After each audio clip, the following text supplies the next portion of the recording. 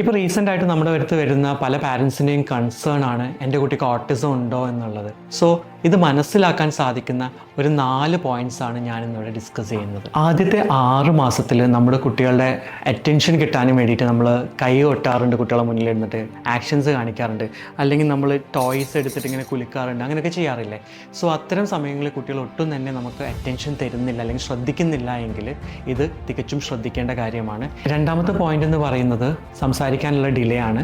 നമ്മുടെ കുട്ടികളൊക്കെ ഏർലി ഏജിൽ സംസാരിക്കാൻ വേണ്ടിയിട്ട് പലതരത്തിലുള്ള ശബ്ദങ്ങൾ പുറപ്പെടുവിക്കാറുണ്ട്.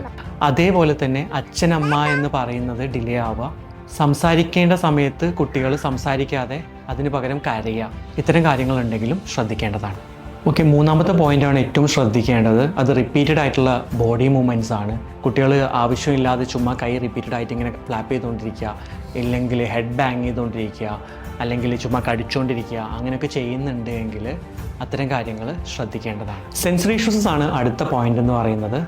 കുട്ടികൾ എക്സസീവായിട്ട് ജമ്പിങ് ചെയ്യുക, അതേപോലെ തന്നെ ഫിഡ്ജറ്റ് ചെയ്യുക, അതുപോലെ തന്നെ കുട്ടികൾ ചെറിയ ശബ്ദങ്ങളോട് ചെവി ഭയങ്കരമായിട്ട് പൊത്തിപ്പിടിക്കുക, ഈ ഫുഡിൻ്റെ ഒക്കെ ടെക്സ്റ്റേഴ്സ് ഉണ്ടാവില്ല അത് കയ്യിലാവുന്ന അവോയ്ഡ് ചെയ്യുക, അത്തരം കാര്യങ്ങളൊക്കെ ചെയ്യുന്നുണ്ടെങ്കിൽ ഇത് ശ്രദ്ധിക്കണം. ഇതുപോലെയുള്ള കൂടുതൽ ഇൻഫോർമേറ്റീവ് വീഡിയോസിനായിട്ട് ഈ പേജ് ഒന്ന് ഫോളോ ചെയ്യുക.